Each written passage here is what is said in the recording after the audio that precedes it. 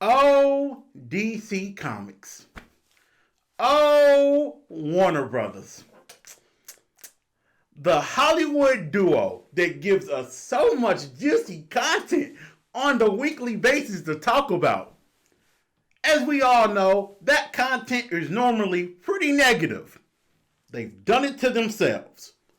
With that negative statement being out there in the world, that brings us to the topic of the video. Wonder Woman 84, or what's being dubbed on social media, WW84. I kind of like that shit. I don't know. I kind of like that. Is the sequel, but we ain't gonna call it a sequel, to the 2017 movie that preceded it. The first Wonder Woman movie. I haven't been this disappointed in a hero's solo adventures in a sequel since Andrew Garfield was swinging around in The Amazing Spider-Man 2. That's right, the movie with Electro playing dubstep every time he entered the battlefield. I got some stuff to say about this movie. Now, in case you're new here, this is Spoiler Chill, where I'm going to talk about the whole film like you were in the living room watching it with me. Alright? So you've been warned. Now, you know what I'm getting ready to say. I'm itching like a crackhead right now. But I got the drinks. So you know it's lit. Because this right here is Spoiler Chill.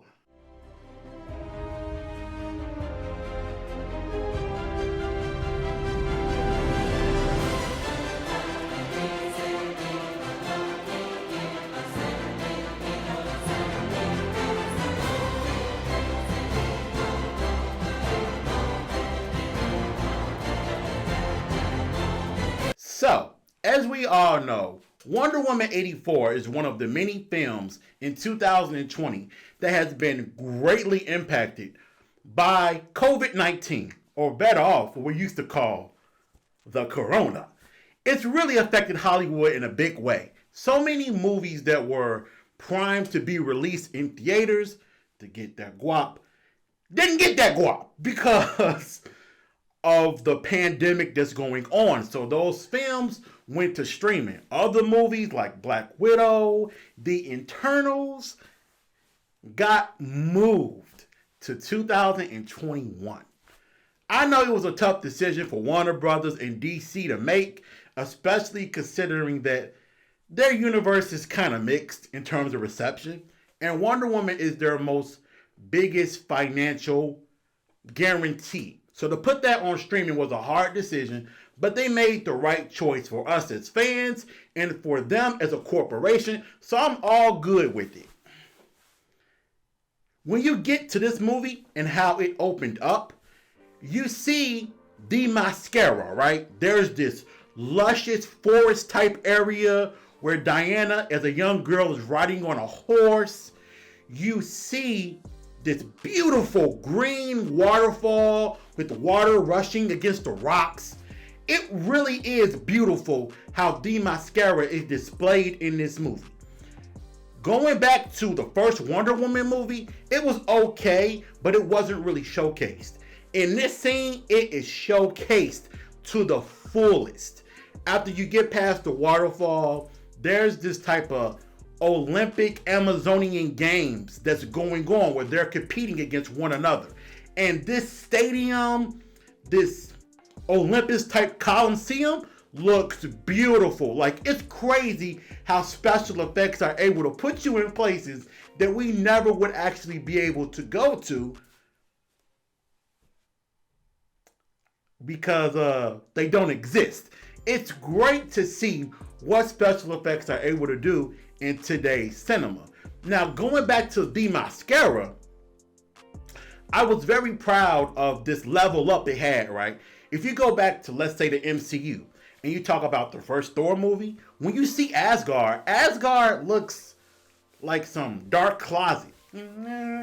It looks real bland. There was nothing interesting about Asgard in the first Thor movie. Fast forward to the sequel, Thor: The Dark World, you see the marketplace in Asgard. You see people outside training. They really did a better job of giving Asgard as a whole this personality. The same thing happens for Themyscira. And I was really glad about the level up for this location, for this home of the Amazons. Because Josh Whedon in the 2017 Justice League movie basically made Themyscira a big grassy field with warrior women that have big tits. That's right. That's what he did in the 2017 Justice League movie. It was not adventurous. It was not glorious to look at, but it is here. Shout out to Josh Whedon. He must have went to the Warner Brothers writers and said, hey, look, the Themyscira have an OnlyFans. My man's had KY jelly in his pocket. There was sperm in his pants.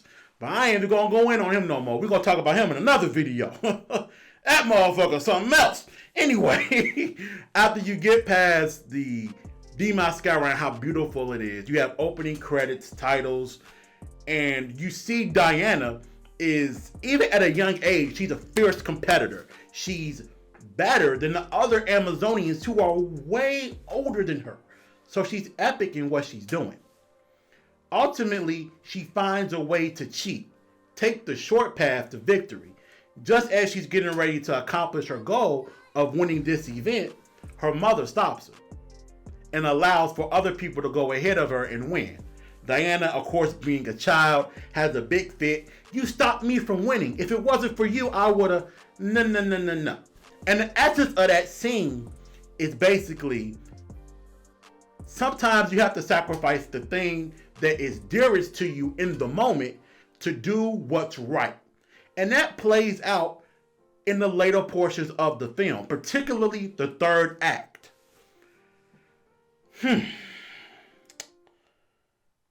This is where things are gonna get bumpy. As you guys already know, the movie is set in the year 1984.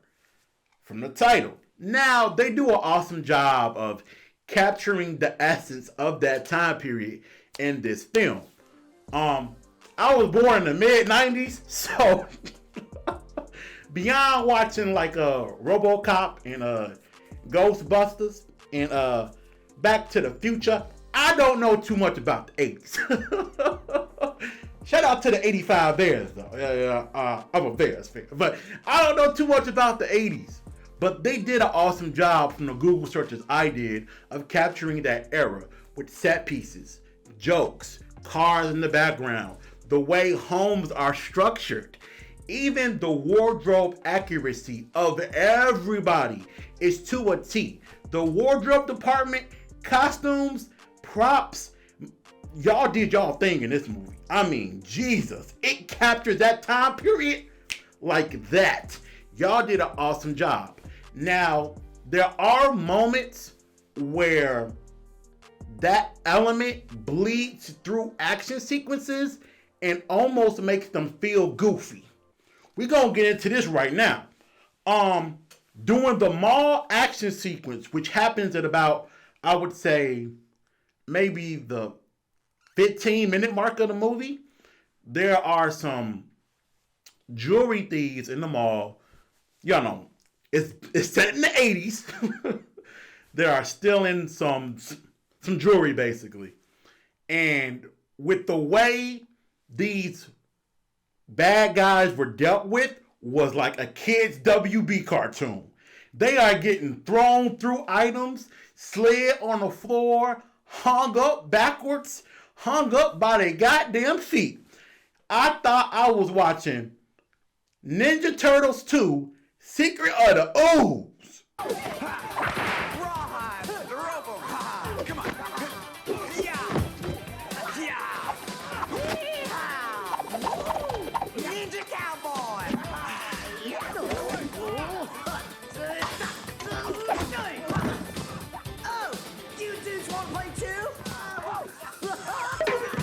I was waiting for somebody to jump up and say, Cowabunga. I mean, yeah, damn. Man, the action sequence in the beginning did not work for me. The tone was very cartoony. And it almost makes me feel like Patty Jenkins as a director might have been told by a Warner Brothers executive, hey, look, excuse me, miss, but we got to sell some toys. We got to move some merch. So can you give us a Power Rangers type scene? And that's how that mall fight felt. We're going to talk about the fight sequences a little bit more as the review goes. As we begin to talk about the cast and how important their roles were to the overall story and also assessing their performances,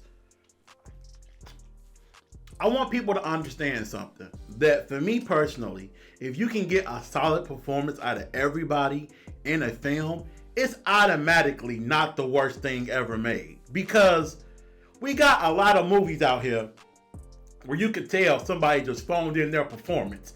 And that's not the case with Wonder Woman 84. Now, with that being said, we understand that this is Gal Gadot's 4th time cinematically playing Wonder Woman. BVS was her first time ever doing it on screen. She nailed it. Wonder Woman in 2017 was her 2nd time. And then we go over to Justice League. That was her 3rd appearance as Princess Diana. Now we have her 4th in this movie. And this shows that actors get more comfortable in roles as they go on. This was her best moment as Wonder Woman / Diana Prince. She gave a much more emotional performance in this movie than I ever felt from her previously in her other appearances. Especially BVS. You feel me? BVS, she was just the yelling warrior woman. She was yelling her ass off during that fight against Doomsday. God damn.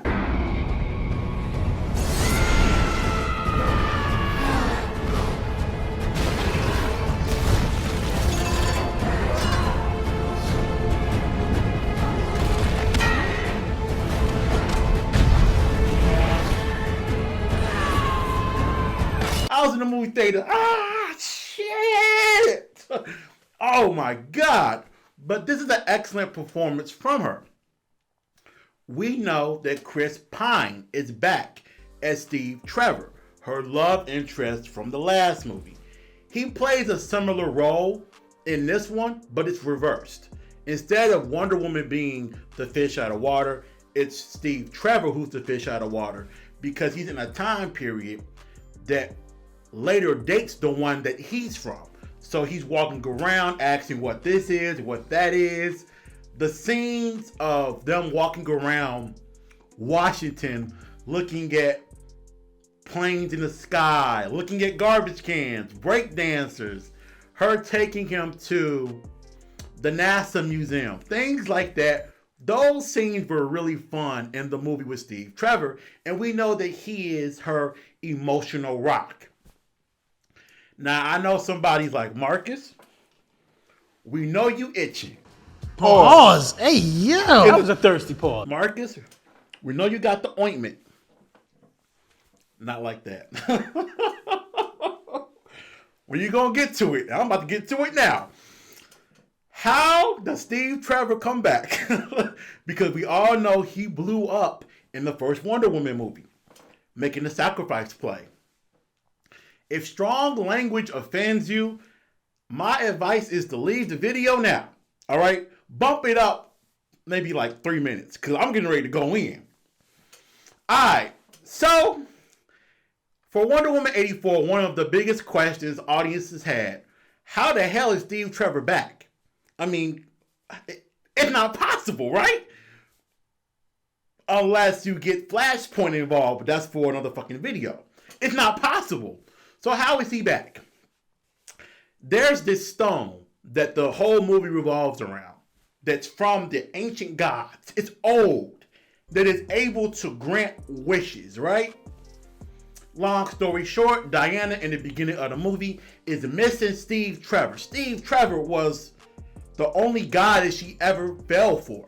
It was her first real human interaction. So there are so many important moments in her life that are tied to Steve Trevor. She loves Steve Trevor.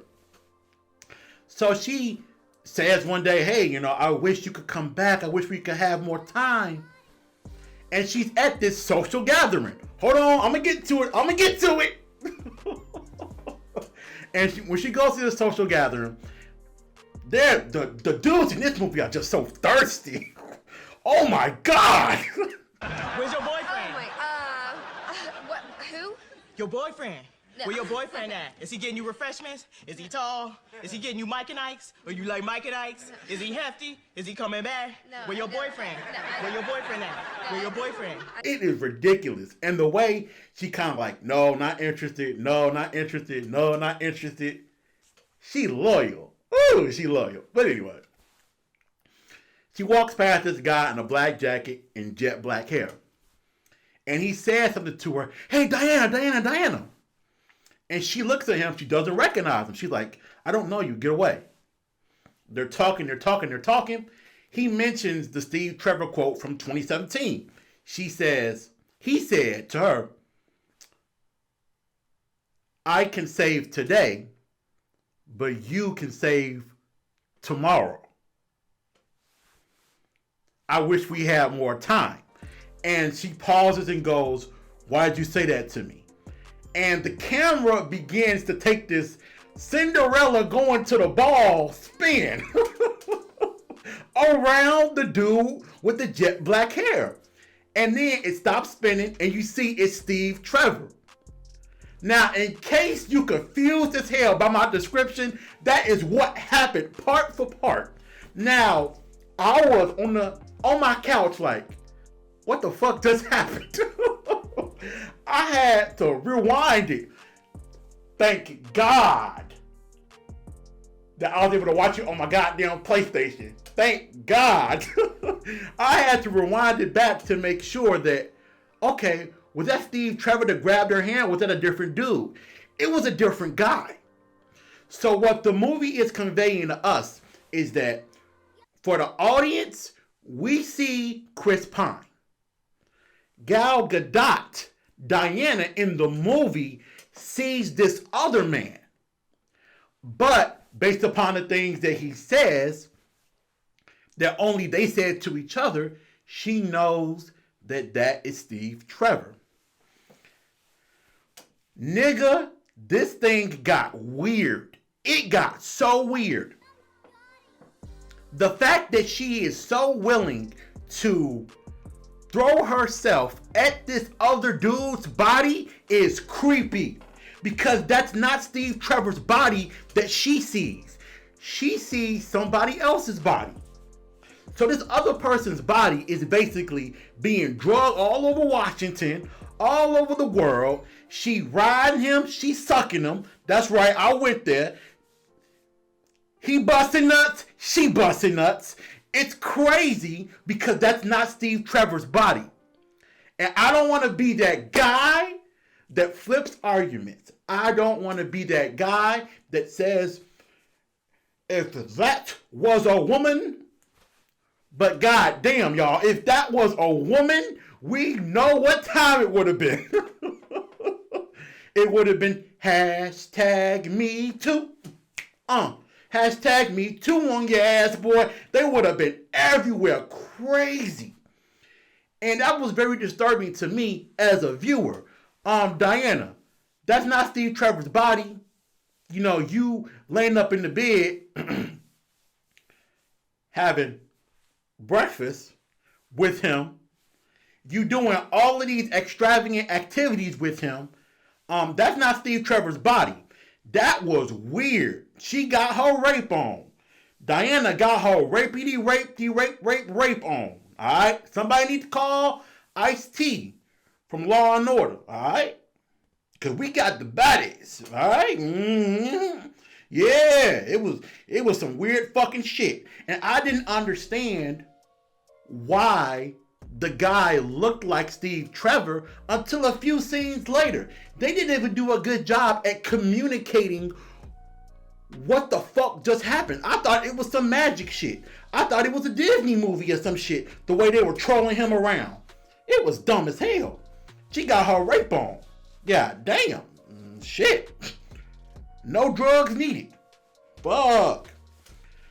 After you talk about those two actors and their roles in the movie, we gotta go on down the list to, hold on, let me look at my notes. Pedro Pascal. Okay, now some of you guys may recognize his voice, maybe his face. Yes, this is the guy that plays the Mandalorian on Disney Plus, the show in the Star Wars universe that has everybody going crazy. It's a dope show. This was really my first time seeing him facially for an extended period of time, and it was a very good performance from him. He plays Maxwell Lord, who in the DC comic books is kind of like a power-hungry, dark magic Lex Luthor in a way, right? He has encounters with a lot of other DC comic heroes. And the performance that the actor gives is really good, especially as you get towards the back end of the movie and he's displaying greed and he's really power hungry to get all these wishes with the eyes bleeding and blood coming out of his ears. The performance was really good.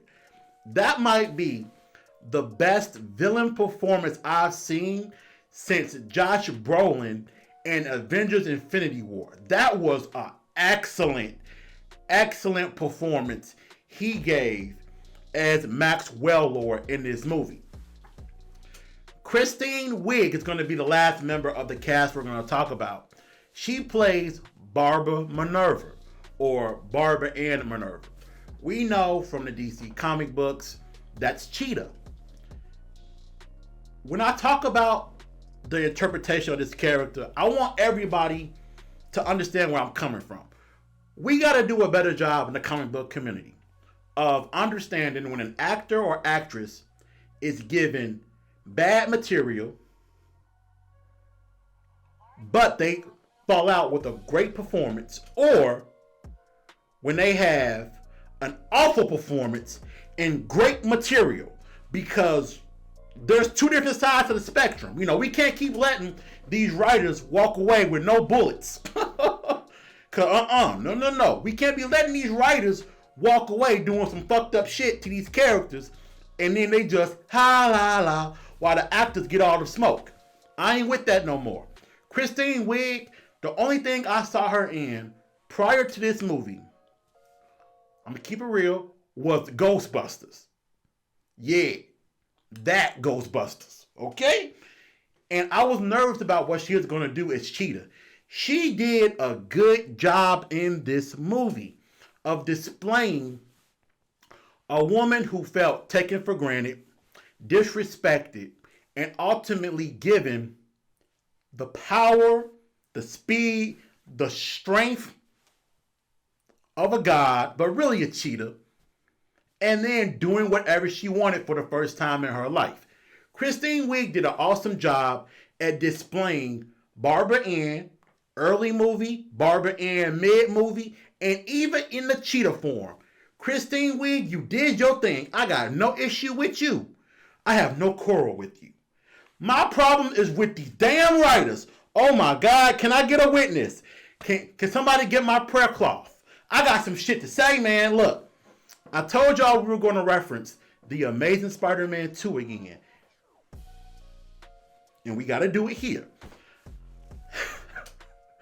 When you first see Barbara Minerva, she tripping over herself, papers going everywhere on the floor, and I just had to face palm. Oh no. The minute I saw how she was dressed, glasses, this skirt pulled up all high, shirt extra baggy, I was like, nigga, did they just electro her? Did they just give her the Jamie Foxx package from The Amazing Spider-Man 2? That's right. If y'all go back to The Amazing Spider-Man 2 In that film, Jamie Foxx was walking around New York. I got blueprints. These are really important. I got blueprints. And he falls over, looking goofy as all fuck in the movie, and Spider-Man helps him. Excuse me. There's more room on the sidewalk, folks. Please. I got blueprints here. A little help? A little help, please? Barbara Minerva, looking goofy as all fuck. Papers fall everywhere. Diana helps her. Somebody set their ass up one night. I don't know why, but they were watching The Amazing Spider-Man 2. I don't know why. They were watching that shit. But they were watching it. And said, nerd, okay, disrespected, okay, dressed kind of fucked up, okay, can't really communicate, okay, ignored, okay, that weird motherfucker, I like that, that's good, oh, Barbara Minerva, oh, Jesus, maybe I've just seen too many comic book films over the years. But that was a thorn in my side. That cookie cutter, oh, society disrespects me. And now I got a little bit of power. Oh, Lord. We done seen that crap 1,000,000,000 times. Oh, please do something different. That's what made Thanos such a cultural villain, right? He's going to define the 2010s. 30 or 40 years from now, we're going to look back and really appreciate Thanos as a villain, because his motivation wasn't wanting to get revenge on somebody or I was a nerd. No. Hey, it's too many mouths to feed. Not enough resources. Okay, we're going to split this universe in half. Rich and poor alike getting ready to get their ass up out the paint, and we're going to have enough resources for everybody to survive. He was the hero of his own story. Now, when you talk about Barbara Ann compared to her comic book adaptation, I thought they did a decent job in this movie, right? Like I said earlier, that rock plays a huge part. She wishes that she was beautiful like Diana, sexy like Diana, fierce like Diana, and of course she gets that. Ultimately, towards the end of the movie, she's able to wish for something else, because Maxwell Lord makes himself the Rock. And she wishes to be, fast and quick like a predator. And then eventually she becomes Cheetah. But we're going to talk about that a little bit later on for the review.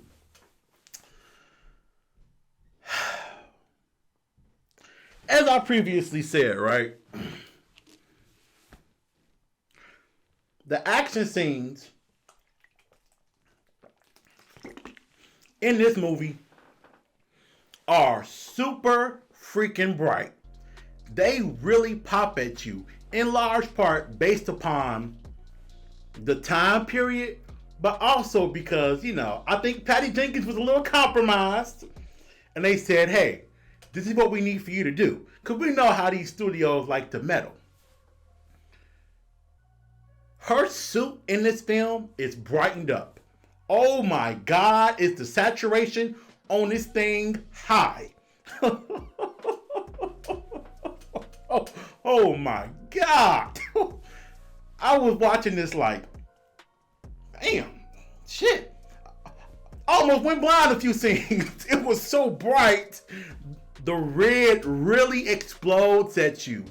The blue isn't like this misty ocean blue.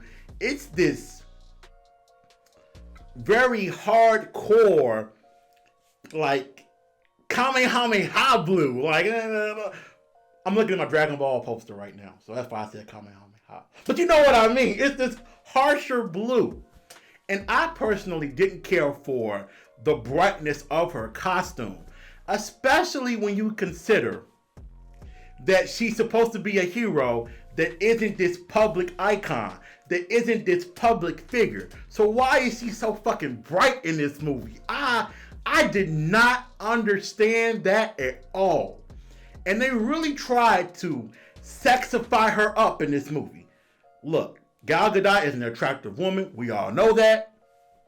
Wonder Woman is made in the comics to look attractive, no matter what time period you're talking about.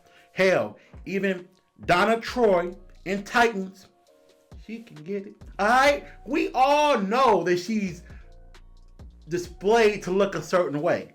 But I really felt like in this movie, during the action sequences with all of the slow hair turns and, and the face always being so fresh, it felt like they were really trying to get them makeup products pushed. Like they were really displaying her beauty and her sexiness. Bruh, she a superhero. Come on, man. Let's do this shit. Now, when you talk about the action sequences for this movie, I gotta take a drink.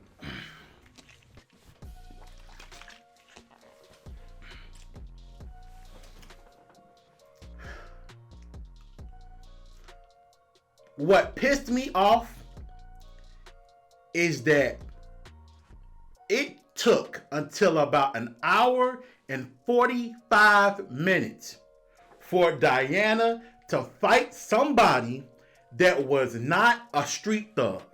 Fight somebody that was not a henchman. For over an hour and a half in this movie, she's fighting guys that have generic guns, stealing jewels, protecting Maxwell Lord. Oh my God, that is so boring. We see all our favorite superheroes doing that in every movie. But bruh, it took an hour and a half plus for her to finally battle Cheetah. And when she battled Cheetah, it wasn't even in her Cheetah form. It was in her Barber Ann form.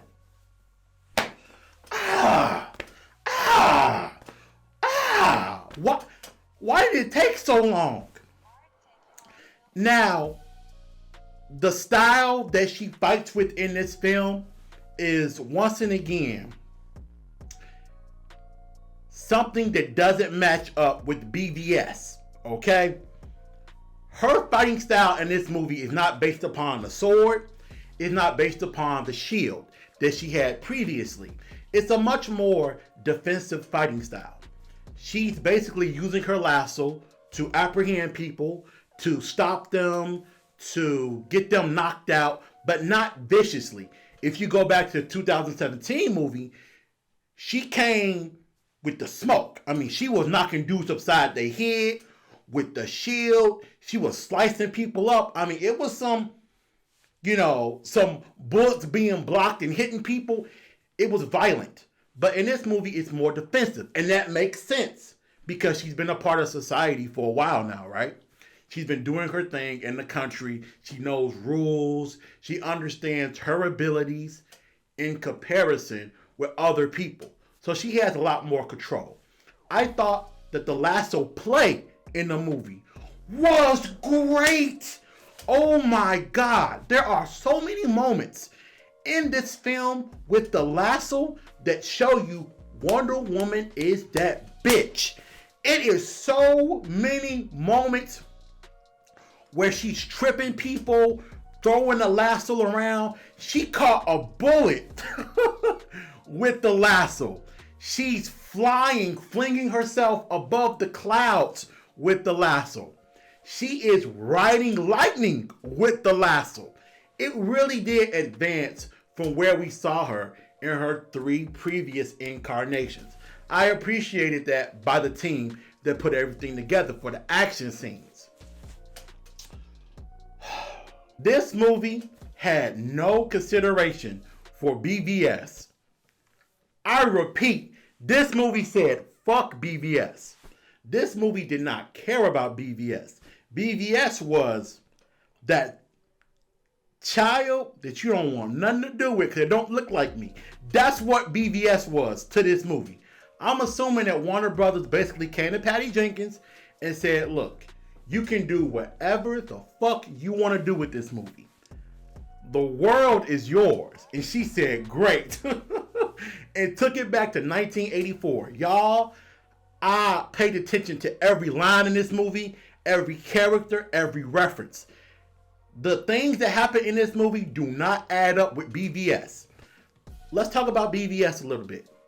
We know that in Batman vs. Superman, when Diana pops up, Bruce Wayne is like, who is this ghost? Who is this woman I've never seen before?